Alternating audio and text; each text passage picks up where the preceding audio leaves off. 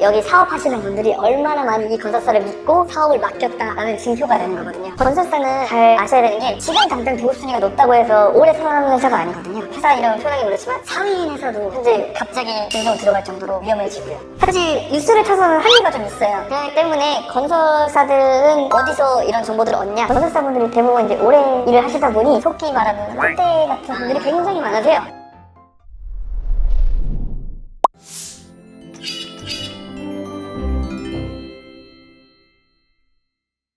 우리나라 건설사가 총 몇 개 정도 있죠? 다는 모르지만요. 도급순위로 표현해주는 회사들은 200개밖에 안 되고요. 지방건설사도 있을 거고요. 그 도급순위라는 게 뭔지 설명 가능하세요?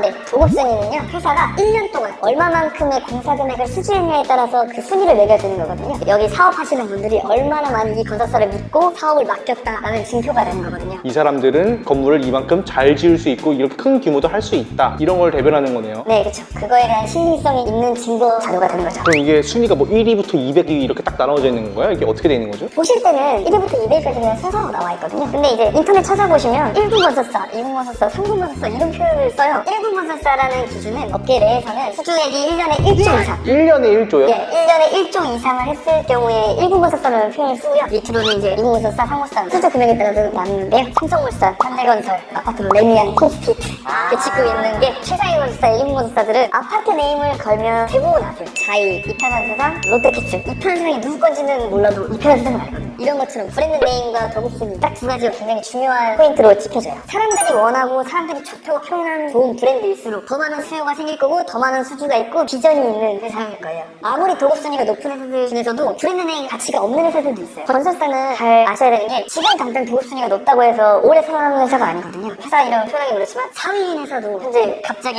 중성 들어갈 정도로 위험해지고요. 이런 것들이 반복되는 게 건설사이기 때문에 이게 갑자기 구조조정을 들어가게 된 건 어떤 현금 유동성의 문제인가요? 건설업 자체가 회사에 처음에 빚을 지고 시작을 하는 거거든요. 사실 수주가 다 돼서 입주가 하기 전까지는 그 금액은 들어오는 돈이 아니에요. 예를 들면 1200세대 정도의 규모를 한다고 하면 대부분 2천억 정도의 금액이 들어갑니다. 수주할 때. 입주를 하지 않았기 때문에 계약 전에는 계약금 받고 공사를 진행하는 거고 시행사라는 데가 돈을 이제 지급하는 곳이 있고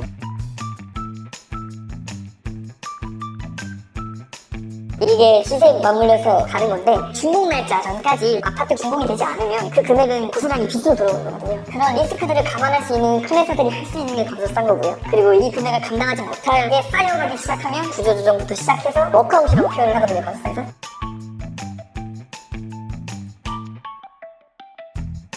이 워크아웃을 걸리게 되고 나빠지는 현상들을 방지하고자 큰 회사들은 다른 방책도 마련하고요. 근데 큰 회사가 아닐수록 이런 것들을 헤쳐나갈 방법이 없기 때문에 단순히 도급순위만 보고는 평가하기 조금 어렵다. 브랜드를 보아도 그게 보일까요? 그래서 기사를 좀 많이 봐야 해요. 여기 무슨 사업이 망가졌다, 어떤 사고가 일어났다, 이런 것들이 건설사에 굉장히 큰 타격으로 들어와요. 당연히 뉴스는 챙겨보셔야 되고요. 도급순위도 챙겨보셔야 되고 브랜드 가치도 챙겨보셔야 되고 워크아웃이 있는지 없는지 대전망은 어떤지 현재 보유수량 정도는 어떤지도 아셔야 사실 회사를 결정할 때 도움이 되거든요. 사실 뉴스를 타서는 한리가 좀 있어요. 그렇기 때문에 건설사들은 어디서 이런 정보들을 얻냐 추천 하나를 드리면 건설업화라는 사이트가 하나 있어요. 다른 사람의 이런 사이트도 안 보셔도 되고요. 구직 공고도 거기 다 올라오거든요. 1년에 구직 공고가 뭐가 나오는지까지 정리가 다 되어 있고요. 그걸 연동까지 해줘서 자동으로 채용 공고 사이트에 이동도 가능하고요. 도급순위도 가장 빨리 올라오는 게 건설업고 굉장히 큰 매체 중 하나예요. 그것만 봐도 사실은 취직 관련된 이런 것들은 어떻게 흘러간다 또 다 알 수 있고요. 그리고 면접을 많이 가보니 어떻게 보는데 이 건설사분들이 대부분 이제 오래 일을 하시다 보니 속기 말하는 꼴대 같은 분들이 굉장히 많으세요. 그래서 내 회사 얼만큼 많이 알지? 라는 걸 굉장히 중요시 하시거든요. 그래서 작년에 무슨 일을 하셨네요? 전 이런 걸 보고 했습니다. 이런 말을 할 때마다 눈빛이 굉장히 좋으세요.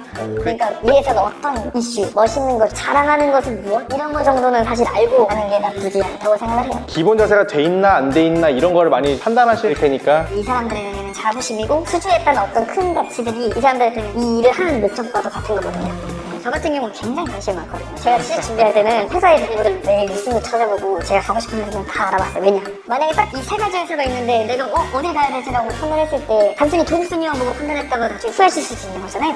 고려해야 되는 거에서 이제 브랜드가 있다고 하셨는데 한 건설사당 아파트 브랜드가 하나씩 있는 건가요? 네, 대부분은 10년, 길게는 뭐 20년 그 자체의 브랜드 네임을 바꾸지 않는데요. 왜냐면 이게 브랜드 하나를 인증받기 굉장히 힘들거든요. 인정받기도 힘들고요. 그래서 예를 들면 푸르지오라는 회사가 있으면 뒤에 그냥 푸르지오 서밋 이런 식으로 네임을 뒤에 하나씩 붙여서 그 자체의 네임은 버리지 않아요. 왜냐면 이 회사에 대한 증빙은 남겨줘야 되거든요. 네. 현대 같은 경우는 힐스테이트에다 네임을 엄청 많이 바꿨어요. 아 그래요? 네, 많이 바꾸기도 하지만 현대건설사는 최상의 건설사거든요. 바꿔도 사람들이 찾아가기 때문에 네임을 편하게 바꾸는 거고요. 건설사 이제 지원 준비하실 때 준비 기간이 어느 정도 되셨어요? 표현이 좀 이상할 수 있는데 저는 이제 설계하다가 변직이 돼서 있는 케이스니까 기간이 짧았어요. 1년 안에 안 될 줄 알았어요, 저는 사실. 어떻게 하다 보니까 1년 안에 잘 풀린 케이스거든요. 자격증도 굉장히 쉽게 취득이 가능했고 지금 취직을 했는데